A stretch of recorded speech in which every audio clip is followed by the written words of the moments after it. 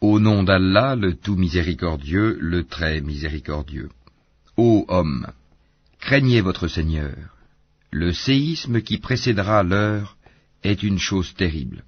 Le jour où vous le verrez, toute nourrice oubliera ce qu'elle allaitait, et toute femelle enceinte avortera de ce qu'elle portait. Et tu verras les gens ivres, alors qu'ils ne le sont pas. Mais le châtiment d'Allah est dur. Et il y a des gens qui discutent au sujet d'Allah sans aucune science, et qui suivent tout diable rebelle. Il a été prescrit à l'égard de ce dernier qu'il égarera quiconque le prendra pour maître, et qu'il le guidera vers le châtiment de la fournaise. Ô hommes, si vous doutez au sujet de la résurrection, c'est nous qui vous avons créé de terre, puis d'une goutte de sperme, puis d'une adhérence, puis d'un embryon normalement formé, aussi bien qu'informe, pour vous montrer notre omnipotence, et nous déposerons dans les matrices ce que nous voulons jusqu'à un terme fixé.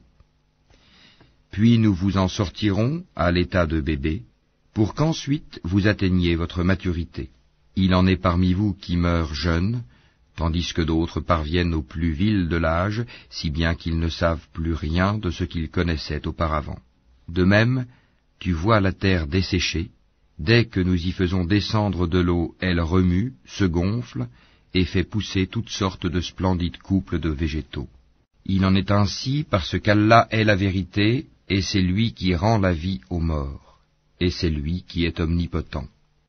Et que l'heure arrivera, pas de doute à son sujet, et qu'Allah ressuscitera ceux qui sont dans les tombeaux. Or, il y a des gens qui discutent au sujet d'Allah sans aucune science, ni guide, ni livre pour les éclairer, affichant une attitude orgueilleuse pour égarer les gens du sentier d'Allah. À lui l'ignominie ici-bas, et nous lui ferons goûter le jour de la résurrection, le châtiment de la fournaise. Voilà pour ceux que tes deux mains ont préparés ici-bas. Cependant, Allah n'est point injuste envers ses serviteurs. Il en est parmi les gens qui adorent Allah marginalement. S'il leur arrive un bien, ils s'en tranquillisent, et s'il leur arrive une épreuve, ils détournent leur visage, perdant ainsi le bien de l'ici-bas et de l'au-delà. Telle est la perte évidente.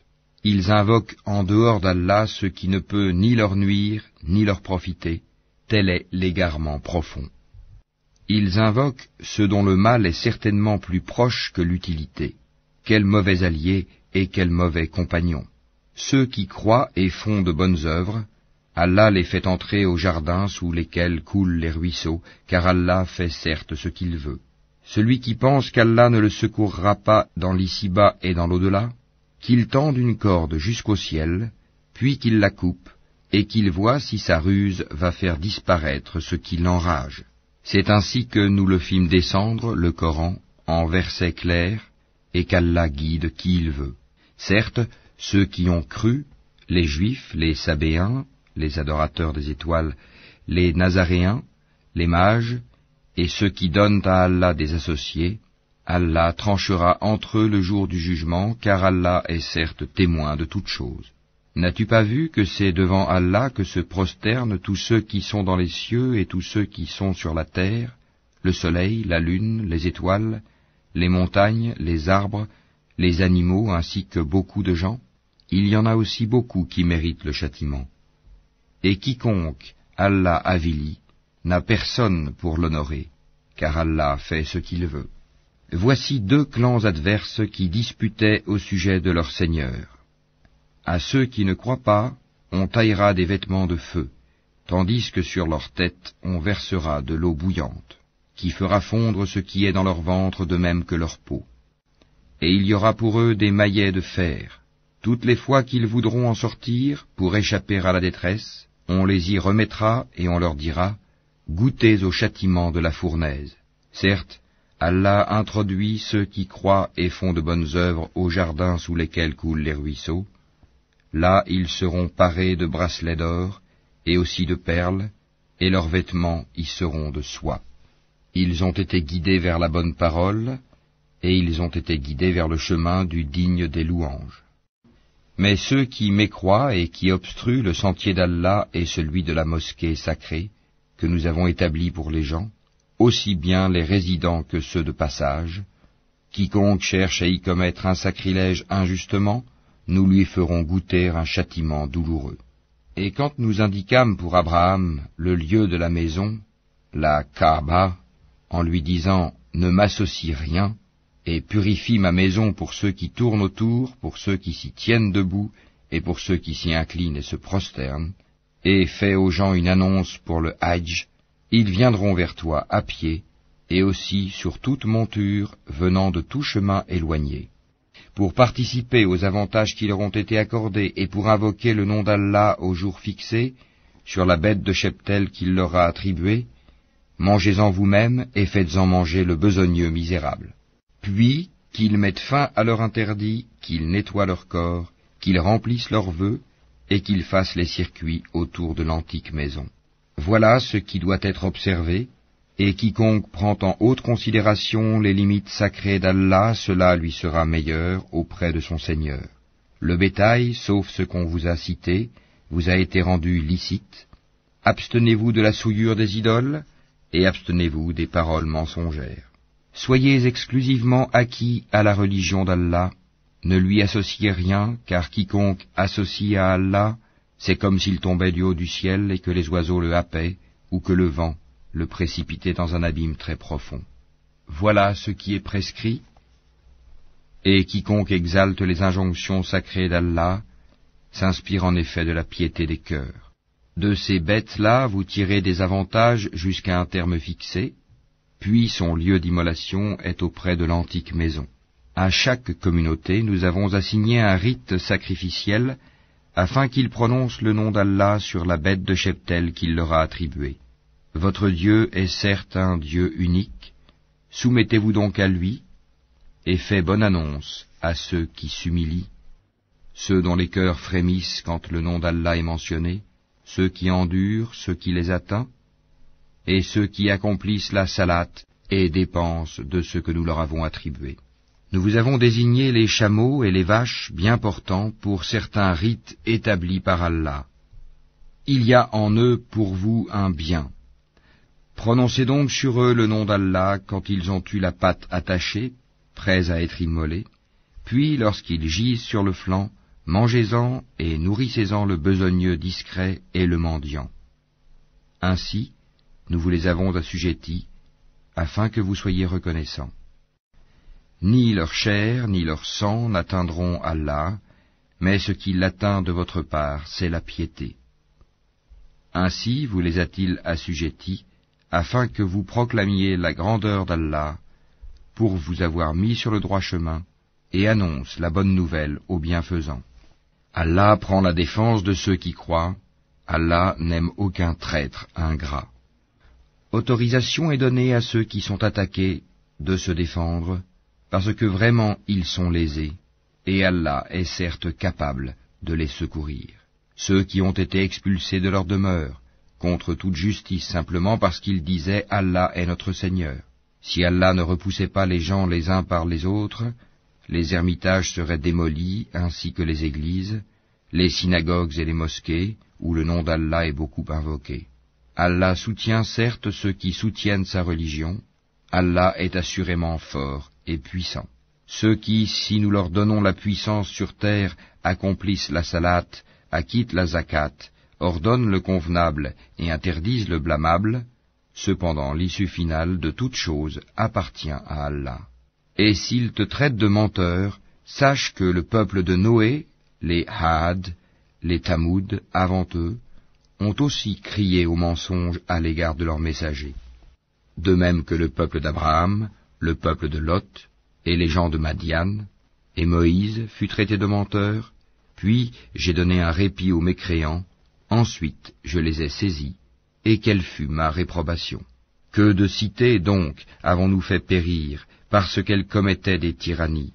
Elles sont réduites à des toits écroulés, que de puits désertés, que de palais édifiés et désertés aussi. Que ne voyage-t-il sur la terre afin d'avoir des cœurs pour comprendre et des oreilles pour entendre? Car ce ne sont pas les yeux qui s'aveuglent, mais ce sont les cœurs dans les poitrines qui s'aveuglent. Et il te demande de hâter l'arrivée du châtiment. Jamais Allah ne manquera à sa promesse. Cependant, un jour auprès de ton Seigneur équivaut à 1000 ans de ce que vous comptez. À combien de cités n'ai-je pas donné répit alors qu'elles commettaient des tyrannies? Ensuite, je les ai saisies. Vers moi est le devenir. Dis, ô homme, je ne suis pour vous en vérité qu'un avertisseur explicite. Ceux donc qui croient et font de bonnes œuvres auront pardon et faveur généreuse, tandis que ceux qui s'efforcent à échapper au châtiment mentionné dans nos versets, ceux-là sont les gens de l'enfer. Nous n'avons envoyé avant toi ni messager ni prophète qui n'ait récité ce qui lui a été révélé, sans que le diable n'ait essayé d'intervenir pour semer le doute dans le cœur des gens au sujet de sa récitation. Allah abroge ce que le diable suggère, et Allah renforce ses versets. Allah est omniscient et sage. Afin de faire de ce que jette le diable une tentation pour ceux qui ont une maladie au cœur et ceux qui ont le cœur dur, les injustes sont certes dans un schisme profond. Et afin que ceux à qui le savoir a été donné sachent que le Coran est en effet la vérité venant de ton Seigneur, qu'ils y croient alors et que leur cœur s'y soumette en toute humilité. Allah guide certes vers le droit chemin ceux qui croient. Et ceux qui mécroient ne cesseront d'être en doute à son sujet jusqu'à ce que l'heure les surprenne à l'improviste ou que les atteigne le châtiment d'un jour terrifiant.